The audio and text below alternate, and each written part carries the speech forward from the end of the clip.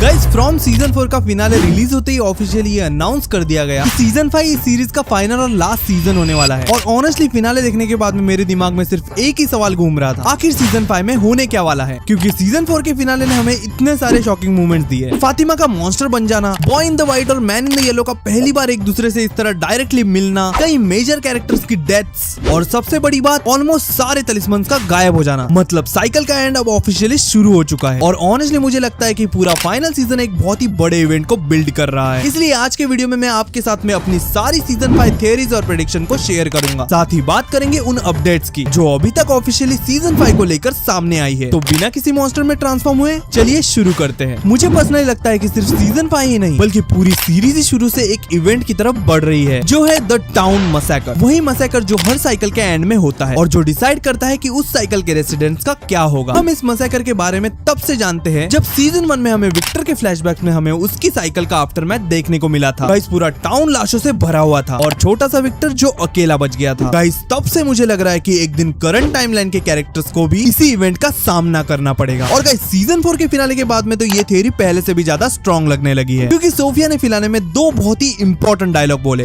पहला, जानते हो बाहर अंधेरा क्यों छाया है? क्योंकि हम अंत के करीब पहुंच रहे हैं और अंत बहुत भयानक होता है। और दूसरा, अब मैं आग जलाऊंगी और सब जलता हुआ देखूंगी।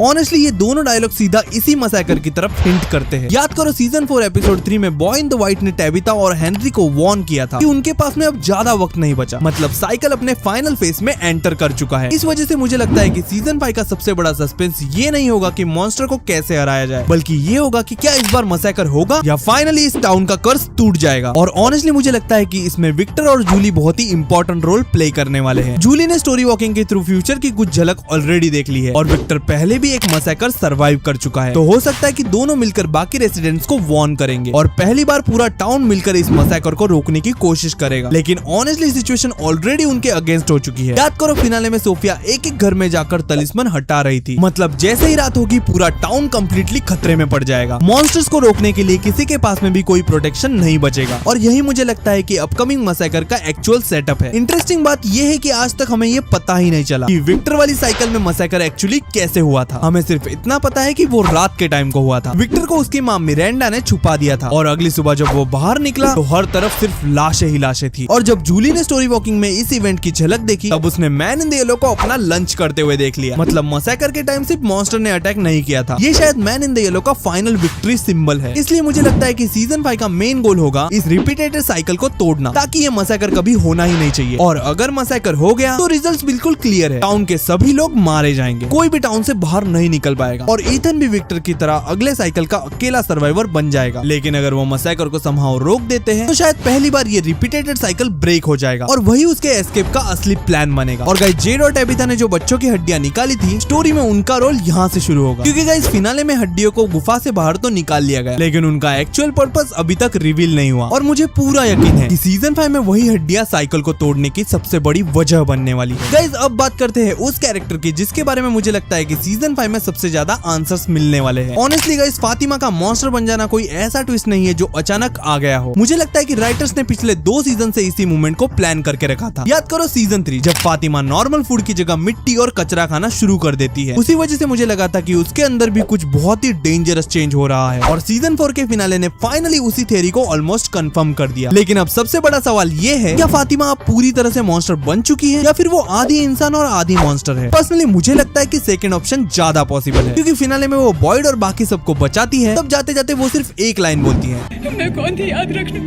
और ऑनेस्टली ये डायलॉग बहुत ही इंपॉर्टेंट है, क्योंकि अगर फातिमा अपनी ह्यूमैनिटी को कंप्लीटली खो चुकी होती तो वो ऐसा कभी नहीं कहती। उसका मतलब अभी भी उसके अंदर ओरिजिनल फातिमा जिंदा है। इसी वजह से मुझे लगता है कि सीजन 5 में वो एक हाइब्रिड मॉन्स्टर बनेगी, ना वो पूरी ह्यूमन रहेगी ना पूरी मॉन्स्टर। और ऑनेस्टली ये रेसिडेंट्स के लिए एक बहुत ही बड़ा एडवांटेज बन सकता है। सोचो अगर फातिमा सेंस कर सके, उनकी लोकेशन फील कर सके या फिर स्माइली को कंट्रोल कर सके, तो वो पूरे टाउन का सबसे पावरफुल वेपन बन सकती है। बिल्कुल उसी तरह जैसे स्ट्रेंजर थिंग्स में विल ने काम किया था। गाइस हम पहले भी देख चुके हैं कि स्माइली और फातिमा के बीच में एक स्ट्रेंज कनेक्शन एग्जिस्ट करता है। तो हो सकता है कि सीजन 5 में ये कनेक्शन और भी ज्यादा इंपॉर्टेंट रोल प्ले करेगा। और अगर फातिमा टेक्निकली इमॉर्टल बन चुकी है तो वो डायरेक्टली मॉन्स्टर के अगेंस्ट फाइट भी कर सकती है। लेकिन यहाँ पर एक बहुत ही बड़ा प्रॉब्लम है, क्या टाउन के लोग उस पर कभी ट्रस्ट कर पाएंगे या फिर उसे भी एक मॉन्स्टर की तरह ही ट्रीट करेंगे। ऑनेस्टली मुझे लगता है कि फातिमा सीजन 5 का सबसे ट्रेजिक कैरेक्टर प्ले करने वाली है। याद करो, उसने अपना चाइल्ड यानी स्माइली टाउन को दे दिया और एग्जैक्टली यही चीज ओरिजिनल मॉन्स्टर ने भी की थी। उन्होंने भी इमॉर्टलिटी पाने के लिए अपने बच्चों का सैक्रिफाइस किया था। मतलब फातिमा ने अननोइंगली वही रिचुअल रिपीट कर दिया। इसी वजह से शायद टाउन ने उसे भी उन्हीं मॉन्स्टर की तरह बना दिया। और ऑनेस्टली मुझे लगता है कि सीजन 5 में हमें फाइनली उन मॉन्स्टर की ओरिजिनल स्टोरी भी एक्सप्लेन कर दी जाएगी और फातिमा उस मिस्ट्री का सबसे इंपॉर्टेंट हिस्सा होगी। एक सवाल और जो मुझे बार बार परेशान करता है, अगर सब लोग फाइनली फ्रॉमविल से बाहर निकल भी गए तो क्या फातिमा उनके साथ में जा पाएगी? पर्सनली मुझे ऐसा बिल्कुल नहीं लगता, क्योंकि अब उसका एग्जिस्टेंस ही टाउन के साथ में कनेक्ट हो चुका है और अगर वो सच में मॉन्स्टर बन गई है तो शायद उसका कर्स भी इसी जगह से जुड़ा हुआ है। तो हो सकता है कि बाकी सब लोग बचकर निकल जाएंगे लेकिन फातिमा हमेशा के लिए यहीं फंसकर रह जाएगी। और ऑनेस्टली ये एंडिंग उसके कैरेक्टर के लिए बहुत ही हार्ट ब्रेकिंग होगी। तो गाइस अब बात करते हैं फिनाले के लास्ट सीन की, जो पर्सनली मुझे पूरी सीरीज का सबसे इंपॉर्टेंट सीन लगा। वो बॉय इन द व्हाइट और man in the yellow finally एक दूसरे के सामने आते हैं। ऑनेस्टली ये सीन देखकर मुझे सीधा एंजल वर्सेस डेविल वाली सिंबोलिज्म याद आ गई, जैसे ये दोनों सिर्फ कैरेक्टर नहीं है बल्कि गुड और इविल का फिजिकल रिप्रेजेंटेशन है। फिनाले में बॉय इन द व्हाइट सीधा मैन इन द येलो से कहता है, इस बार तुम हार जाओगे। ये लाइन पूरे सीरीज को एक नए पर्सपेक्टिव के साथ में देखने को मजबूर कर देती है, क्योंकि इसका मतलब ये दोनों पहले से ही काउंटलेस बार एक दूसरे के सामने आ चुके हैं। हर बार रिजल्ट अलग रहा होगा। इसी वजह से मुझे लगता है कि फ्रॉमविल सिर्फ एक हंटेड टाउन नहीं है, ये गुड और इविल के बीच में चलने वाली एक इटर्नल गेम है और टाउन के लोग बस उसी गेम के प्लेयर्स हैं। लेकिन फिनाले में मुझे एक और चीज बहुत ही इंटरेस्टिंग लगी, गाइस लाइटनिंग, अर्थक्वेक और टाउन का रिएक्ट करना। उस मोमेंट मुझे जेन्युइनली लगा कि ये टाउन खुद भी एक लिविंग एंटिटी है। कहीं ऐसा तो नहीं कि बॉय इन द व्हाइट और मैन इन द येलो सिर्फ इस टाउन के सर्वेंट्स हैं, जैसे ये टाउन ही असली पावर होल्ड करता हो और ये दोनों बस उसके रूल्स को फॉलो कर रहे हो। ऑनेस्टली ये थ्योरी मुझे काफी ज्यादा स्ट्रॉन्ग लगती है, क्योंकि जब फिनाले में बोन्स को सरफेस पर लाया गया पूरा टाउन ही रिएक्ट कर रहा था। तो यहाँ पर लिटरली लाइटनिंग गिरती है, अर्थक्वेक आता है, जैसे किसी ने उसके बैलेंस को डिस्टर्ब कर दिया हो। और यही मुझे एक और इंटरेस्टिंग पॉसिबिलिटी नजर आती है। हो सकता है कि बोन्स को सरफेस पर लाने के बाद में मॉन्स्टर की इमॉर्टलिटी भी कमजोर हो जाती है, क्योंकि अगर उनका ओरिजिनल रिचुअल डिस्टर्ब हो गया है तो शायद उनकी पावर्स भी पहले जैसी काम ना करे। और ऑनेस्टली अगर सीजन 5 में रेसिडेंट्स फाइनली मॉन्स्टर को मार सकते हैं तो ये पूरी सीरीज का सबसे बड़ा ट्विस्ट होगा। और सही में मुझे लगता है कि राइटर्स एट द एंड इसी डायरेक्शन में जाने वाले हैं। गाइस अब बात करते हैं मेरी फेवरेट थ्योरी की। एंड ऑनेस्टली गाइस अगर ये थ्योरी सच निकली तो सीजन 5 का पहला एपिसोड सबको शॉक कर देगा। गाइस मैं बात कर रहा हूँ एल्जिन की। फिनाले में जब सोफिया एल्जिन को मार देती है तब वो तुरंत क्लारा को ऑर्डर देती है कि इसकी बॉडी को हटा दो। और ऑनेस्टली ये लाइन मुझे बहुत ही सस्पिशियस लगी, क्योंकि अगर सिर्फ बॉडी छुपानी होती तो शो इस इवेंट पर इतना ज्यादा फोकस ही नहीं करता। मुझे लगता है इसके पीछे कोई बहुत ही बड़ा रीजन है और मेरे हिसाब से वो रीजन है कि man in the yellow next season में एल्जिन का रूप लेने वाला है। हम ऑलरेडी जानते हैं कि मैन इन द येलो उन लोगों का रूप ले सकता है जिन्हें उसने मारा है और अब एल्जिन भी उसी लिस्ट का हिस्सा बन चुका है। तो इमेजिन करो सीजन 5 की शुरुआत होती है और हम अचानक से एल्जिन को बिल्कुल नॉर्मल तरीके से टाउन में वापस आता हुआ देखते हैं। गाइस सब लोगों को लगेगा कि बाकी लोगों की तरह एल्जिन भी बच चुका है, बट गाइस यहाँ पर ये एल्जिन नहीं बल्कि उसके रूप में मैन इन द येलो होगा, क्योंकि वो इससे बिना किसी शक के टाउन के अंदर फ्रीली घूम सकता है। वो टाउन के लोगों की प्लानिंग सुन सकेगा, उन्हें मैनिपुलेट कर सकेगा और अंदर ही अंदर वो पूरे गेम को कंट्रोल कर सकेगा। और गाइस इसी थ्योरी को और स्ट्रॉन्ग बनाता है वो पोलराइड फोटो। याद करो एल्जिन को सोफिया की एक फोटो मिली थी। अगर man in the yellow Elgin बनकर वापस आता है तो वो सबको वही फोटो दिखा सकता है और वो बोल सकता है कि देखो असली विलन तो सोफिया थी। और गाइस क्लारा भी उसकी बात को सपोर्ट करेगी, पूरा टाउन उसकी बात को मान लेगा। और ऑनेस्टली ये ट्विस्ट बहुत ही ज्यादा डेंजरस होगा, क्योंकि इस बार एनिमी बाहर जंगल में नहीं बल्कि उनके बीच में ही रह रहा होगा। गाइस अब बात करते हैं कि सीजन 5 में कौन से कैरेक्टर्स का गेम बच सकता है। गाइस बिल्कुल एल्जिन और मैरियल की तरह। और ऑनेस्टली फाइनल सीजन होने की वजह से मुझे नहीं लगता कि राइटर्स किसी को भी बचाने वाले हैं। तो गाइस सबसे पहला कैरेक्टर है क्लारा। पर्सनली मुझे लगता है कि क्लारा का बचना ऑलमोस्ट इम्पॉसिबल है, क्योंकि अब उसका काम खत्म हो चुका है। मैन इन द येलो उसे जितना मैनिपुलेट करना चाहता था उसने कर लिया है, अब वो उसके किसी काम की नहीं रही। और हम पहले भी देख चुके हैं कि मैन इन द येलो अपने पॉन्स को कभी ज्यादा देर तक जिंदा नहीं रखता। तो ऑनेस्टली मुझे लगता है कि क्लारा सीजन 5 के शुरुआत के एपिसोड में ही मर जाएगी। तो गाइस दूसरा कैरेक्टर है हेनरी। गाइस फिनाले के बाद में मुझे नहीं लगता कि हेनरी मेंटली रिकवर कर पाएगा। उसने अपने ही बेटे विक्टर को मारने की कोशिश की थी और गाइस इस इवेंट के बाद में तो उसका गिल्ट और भी ज्यादा बढ़ने लगेगा और साथ ही में मैन इन द येलो उसे और भी विजन्स दिखाता रहेगा, जिस वजह से मुझे लग रहा है कि हेनरी धीरे धीरे कंप्लीटली अंदर से टूट जाएगा। याद करो विक्टर ने बताया था कि प्रीवियस साइकिल में किसी ने रूफटॉप से जंप करके अपनी जान दे दी थी। पर्सनली मुझे लगता है कि इस बार वो कैरेक्टर हेनरी हो सकता है, क्योंकि उसकी मेंटल स्टेट ऑलरेडी कोलैप्स हो चुकी है। और अगर मैन इन द येलो उसे इसी तरह मैनिपुलेट करता रहा तो शायद हेनरी रियलिटी और इल्यूजन के बीच में डिफरेंस ही भूल जाएगा। और अब आते हैं उस प्रेडिक्शन पर जिस पर शायद बहुत सारे लोग मुझसे